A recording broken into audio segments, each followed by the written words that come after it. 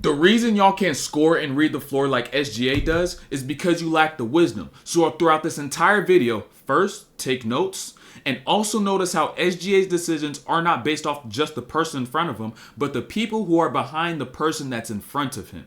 And so on this play, you have Austin Reeves on SGA and Hartenstein slips out. And now notice the spacing of the floor. He has one teammate to his left and three teammates to his right, equivalent to one help defender to his left and three help defenders to his right. And if you understand the dynamics of basketball, when you go and attack to the strong side, defenders don't help strong side corners. So he really had zero help defenders to his left. So now we can get to the rim and lay because Rui Hachimura is not a rim protector from Hartenstein's slip, and now he's able to get that bucket.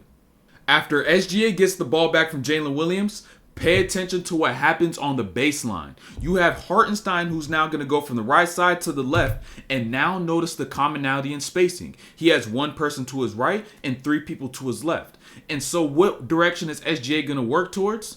To this right side. As J-Dub flattens out, now he could use that right side, get space, and get a bucket.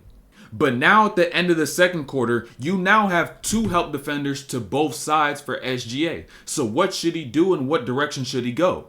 This is not a play for him. He now has to utilize this and utilize the gravity that he has to now make a play for a teammate, because one dribble inside the line pulls the help defense in and opens up a shooter. And now just by trusting them, look what he's able to get. A bucket and an assist.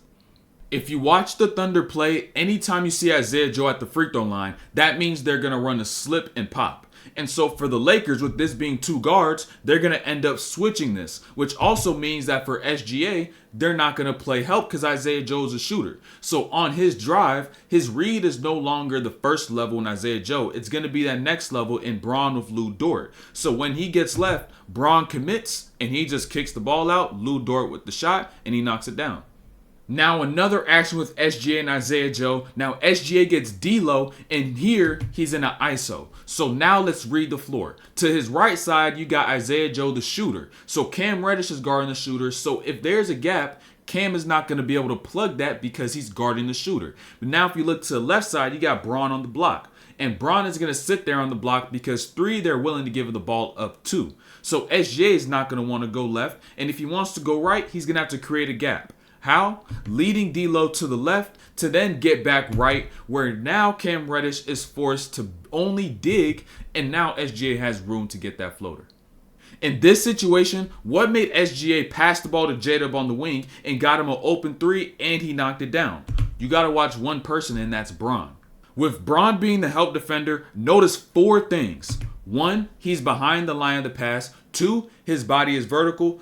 3, his arms are down. And 4, look at his head. He's turning to see both the ball and his man. So now he's going to be late on his closeout, and J-Dub is able to get an open shot from the left side.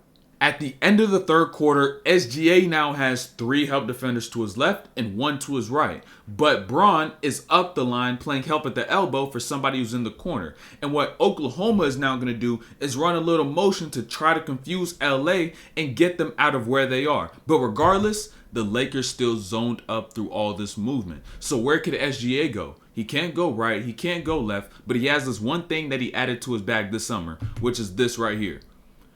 Hezzy pull-up, over the top, bucket.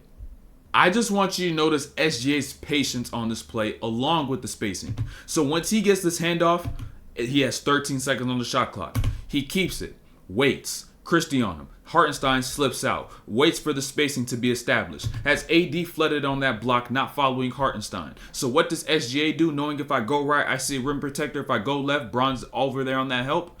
He still stays patient and utilizes what he added this summer, which is that Hezzy pull-up like he did on Gabe Vincent, and gets a bucket.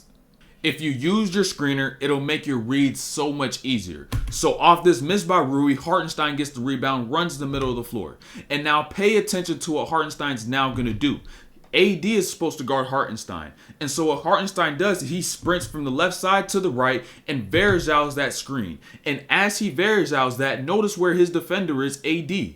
he's still in the paint. So all SGA has to read off the screen is AD's movement. Sees that he's not set, so he splits to that middle and is able to keep the ball on the left because he's already past the rim protector and he gets the lay.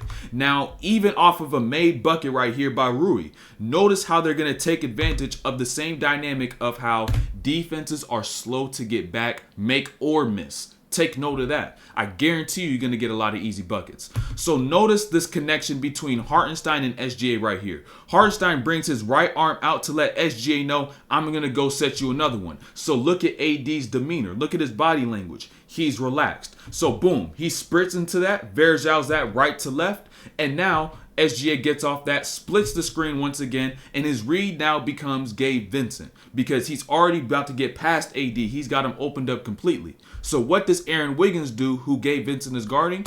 Go backdoor since he's up the line, and they end up getting 2 points. If you play with patience, the defense will honestly just expose themselves. So now as soon as SGA gets this catch, first, watch Max Christie. He jumps up into SGA without forcing him a certain direction, to the right or to the left. And now if you look at the screener's defender, AD, he's now playing SGA's right side. So Christie should have jumped up and forced him to SGA's right side. But now since he ended up forcing him with no direction, SGA rejects, he gets past AD, who should be protecting the rim, and now he has to face Austin Reeves, and Reeves can't do anything except for foul, and he gets an and one. For the extended biblical breakdown on how SGA reads the floor, make sure you watch this video right here on the screen where we dive into Proverbs 3:13-14, where we discuss how you can take this knowledge and turn it into wisdom so you can elevate yourself not just physically, but also spiritually. So make sure you watch this video, and discipline or regret, you choose.